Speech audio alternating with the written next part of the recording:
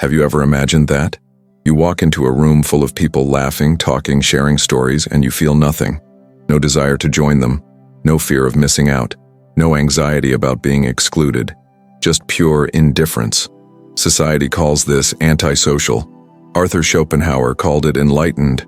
The man who said, "A man can be himself only so long as he is alone," understood something that terrifies the masses.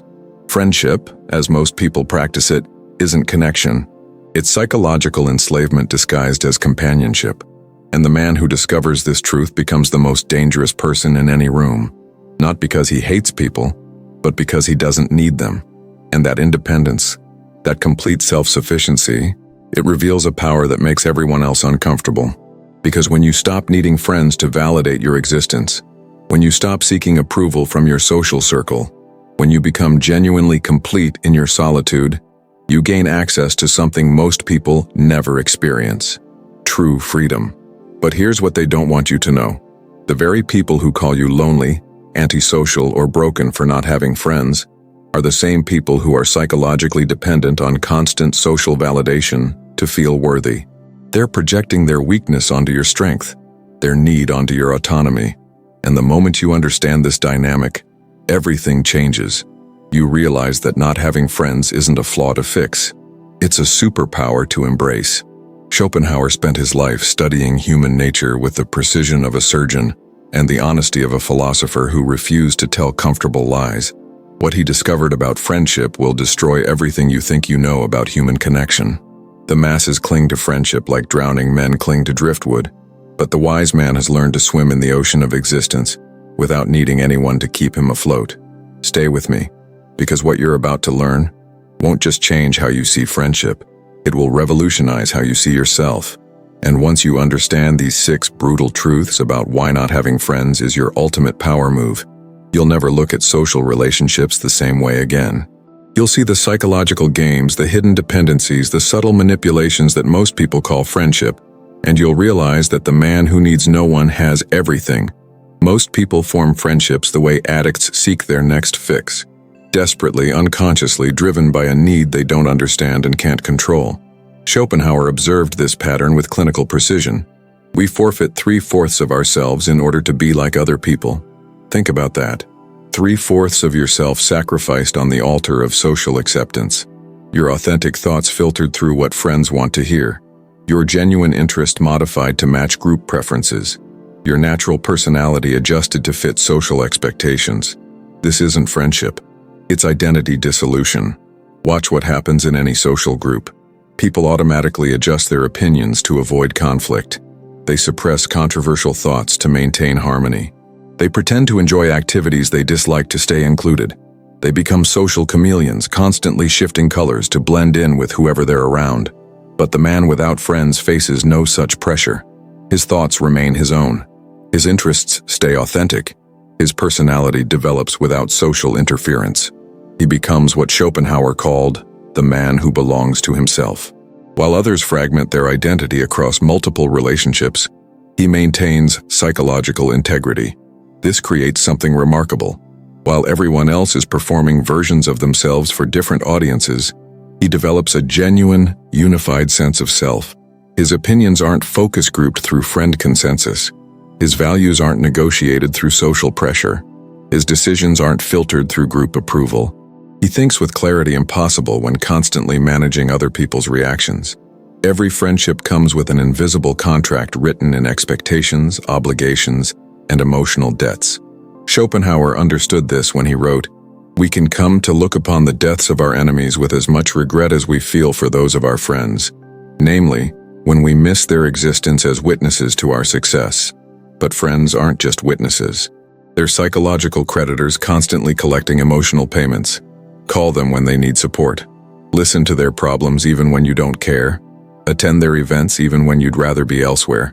Remember their birthdays, anniversaries, and personal dramas. Pretend their mediocre achievements are impressive. Validate their poor decisions to maintain loyalty. The man without friends owes no such debts. His time belongs entirely to himself. His emotional energy flows toward his own purposes. His attention focuses on what actually matters to him, not what social obligation demands. This creates something most people never experience: complete psychological freedom. No guilt about missing someone's call. No obligation to pretend interest in boring stories. No responsibility to manage someone else's emotional state. No requirement to celebrate achievements that don't inspire you. While others exhaust themselves maintaining friendship tax, he invests that same energy in personal development, creative pursuits, or meaningful work.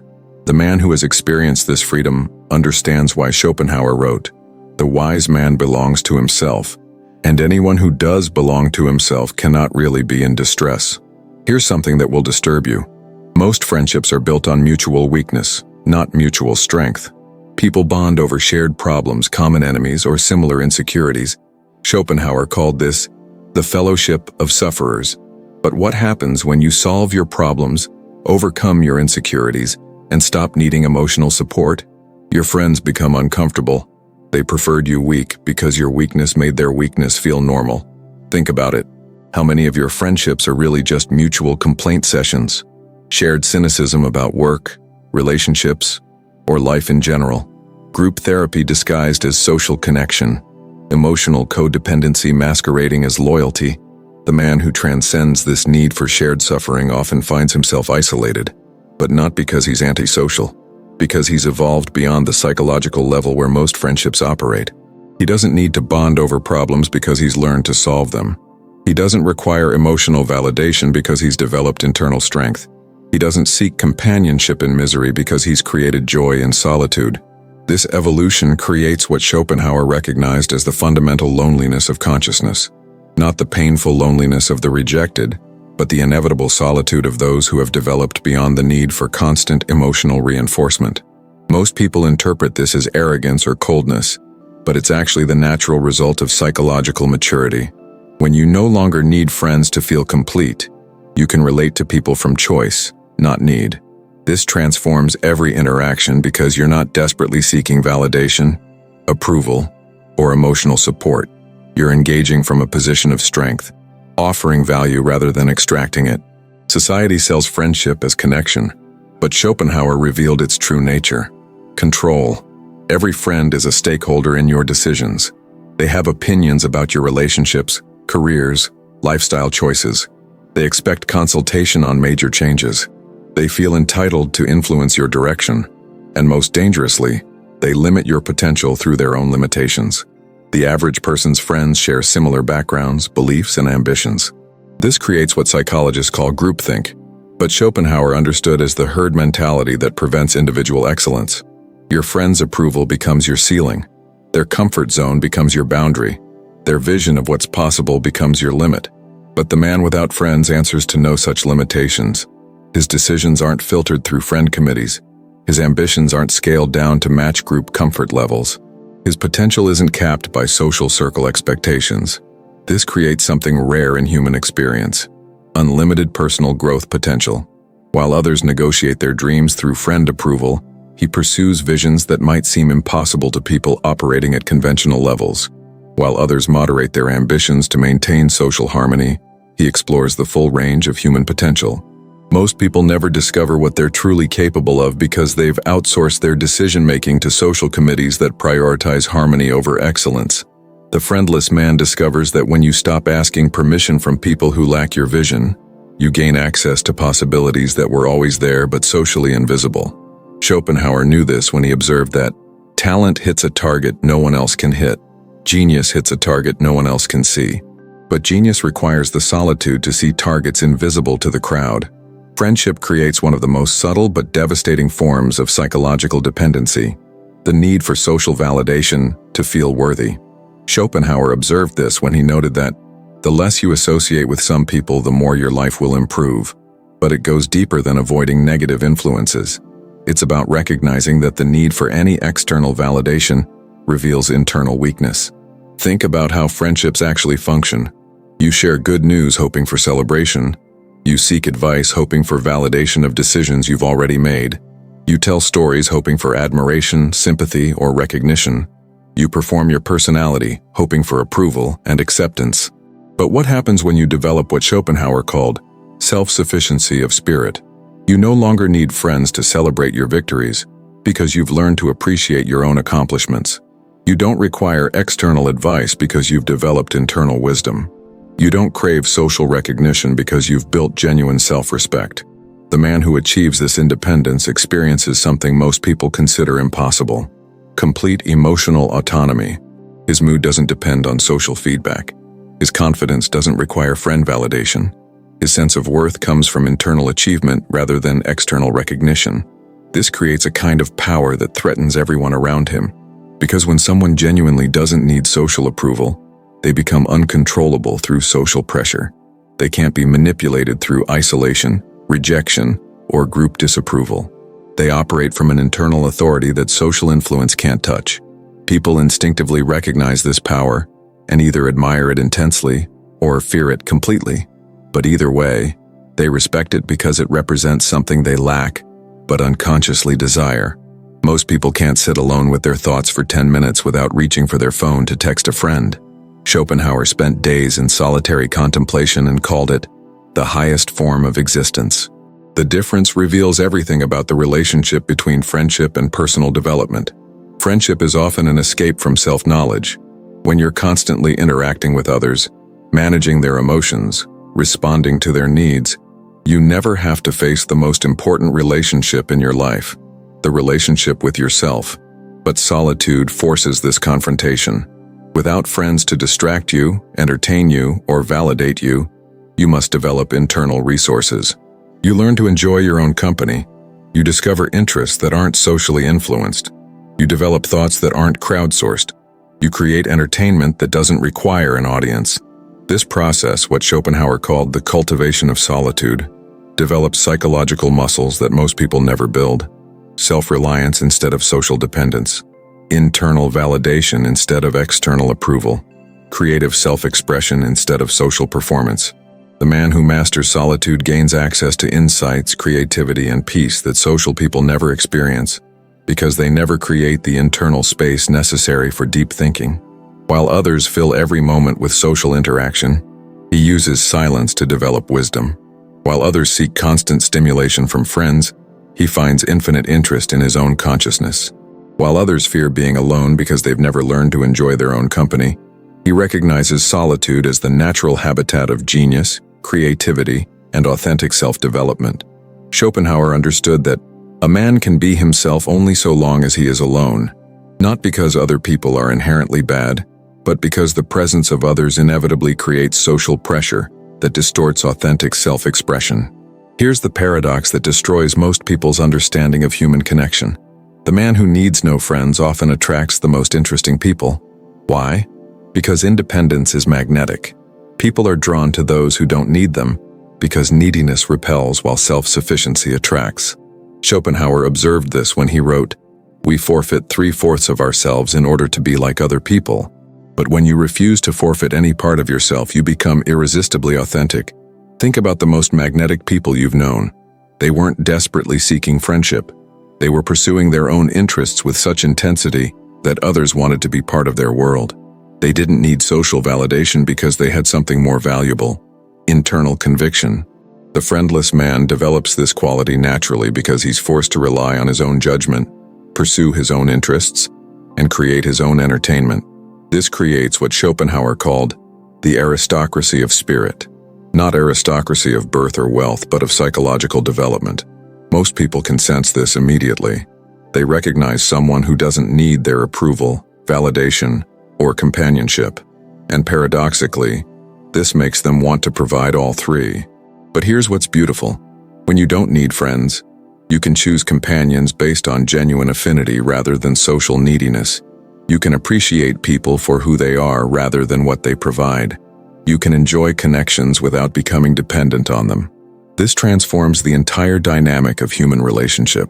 Instead of draining interactions based on mutual need, you create energizing exchanges based on mutual interest. Instead of obligatory friendships maintained through social pressure, you develop voluntary associations based on genuine compatibility. The man who doesn't need friends often ends up with the most interesting relationships because he's operating from abundance rather than scarcity, choice rather than desperation. Society has spent decades convincing you that friendship is necessary for happiness, mental health, and personal fulfillment. But Schopenhauer knew something different. The more unintelligent a man is, the less mysterious existence seems to him. And nothing reveals the unintelligence of the masses like their desperate clinging to friendship as the solution to existential emptiness. The truth is more brutal. Friendship often prevents the deep self-examination necessary for genuine happiness. It provides social anesthesia that numbs the productive discomfort of authentic self-development. It offers external validation that substitutes for internal growth. But the man who rejects this anesthesia, who faces existence without the buffer of social validation, discovers something remarkable. He doesn't need to be happy in the way society defines happiness. He can be something more valuable, complete. Schopenhauer spent his life exploring what he called the art of being alone, and discovered that solitude isn't the absence of connection. It's connection with reality, without social filters. It's engagement with existence, without crowd interpretation. It's relationship with truth without group consensus. The masses fear this kind of direct engagement with reality because it reveals uncomfortable truths about human nature, social structures, and personal responsibility. But the man who embraces this fear discovers that everything society told him he needed, friends, social validation, group belonging, were actually obstacles to what he actually needed. Self-knowledge, authentic purpose, and the kind of strength that comes from standing alone in the face of existence and saying yes to what you find there. This isn't misanthropy. It's the recognition that the highest forms of human experience often require the courage to walk paths that others are too afraid to explore. And friendship, as most people practice it, is fundamentally incompatible with this kind of courage because it prioritizes social comfort over authentic growth. You stand at a crossroads that will define the rest of your psychological life. Down one path lies the warm, comfortable world of friendship, social validation, and group belonging. It promises companionship, shared experiences, and the security of never facing existence alone. Millions choose this path. Society celebrates it. Your family expects it. Down the other path lies something rarer and more challenging: the development of complete psychological self-sufficiency. The cultivation of internal resources so rich that external validation becomes unnecessary. The creation of a self so interesting that your own company becomes preferable to most social alternatives. This path offers no guarantees except one: you will discover who you actually are when stripped of social performance, group influence, and the need for approval. You will develop genuine strength instead of social strength, authentic interests instead of influenced interests, real opinions instead of crowd-sourced opinions. Schopenhauer walked this path and from his solitude gave the world insights that still illuminate human nature 200 years later.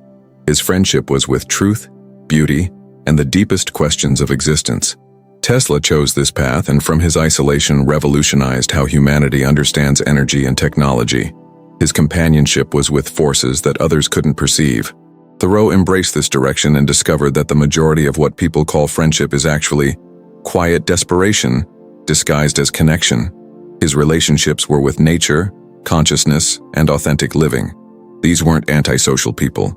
They were people who understood that the highest forms of human development often require the courage to be misunderstood by those operating at conventional levels. They knew that genius requires solitude, that authenticity demands independence, and that the most valuable things in life often come to those who are willing to walk alone. The choice you make here will echo through every remaining day of your life. Will you prioritize social comfort or psychological growth? Will you choose the validation of the crowd or the development of genuine internal authority? Will you seek the friendship of many or the companionship of truth? Schopenhauer knew that we can choose to be right or choose to be popular, but we cannot choose both. The man who chooses to be right, who chooses authenticity over acceptance, who chooses self-development over social comfort, gains access to experiences that the socially dependent will never know. The peace of owing nothing to anyone, the freedom of needing no external validation, the power of complete psychological independence. This isn't the easy path, but it's the path that leads to genuine strength, authentic happiness, and the kind of self-knowledge that makes everything else optional instead of necessary. The time for pretending is over. You know the truth now. Every moment you spend maintaining friendships that drain your energy is a moment stolen from developing the only relationship that truly matters. the relationship with yourself. Every conversation you have seeking validation is a conversation you don't have with your own consciousness. Every social obligation you fulfill is an obligation you don't fulfill to your own development. The world will call you antisocial. Let them. While they exhaust themselves managing other people's emotions, you'll build internal resources they can't imagine. The world will call you lonely. Let them. While they desperately seek companionship to avoid facing themselves, you'll discover that the most interesting person you can spend time with is the one you see in the mirror. The world will call you strange. Let them. Strange means different, and different means free from the psychological chains that bind the masses to patterns of thinking and living that prevent genuine growth. Right now, somewhere, there are men reading these words who recognize themselves in Schopenhauer's vision. Men who have always felt different, who have never quite fit into social groups, who have wondered whether something was wrong with them because they prefer solitude to socializing. Nothing is wrong with you. You're evolving beyond the need for external validation. You're developing the psychological strength that the masses lack. You're discovering what Schopenhauer meant when he said that the wise man belongs to himself. Write in the comments, "I choose myself over social validation," and let the world see how many men are ready to embrace the power of psychological independence. How many are prepared to trade social comfort for authentic growth? How many understand that not having friends isn't a weakness to overcome but a strength to celebrate? Hit that subscribe button because you recognize that this channel provides insights that mainstream society is too afraid to discuss. Content that challenges everything you've been taught about how life should be lived. Ideas that come from philosophers who chose truth over comfort, authenticity over acceptance. And there's something coming that will shock you even more than what you've learned today. Something about power that will change how you see every interaction for the rest of your life. Something that will make you question everything you thought you knew about influence, control, and what it really means to be dangerous. Until then, remember Schopenhauer's greatest lesson. The man who needs nothing from others has everything he needs from himself.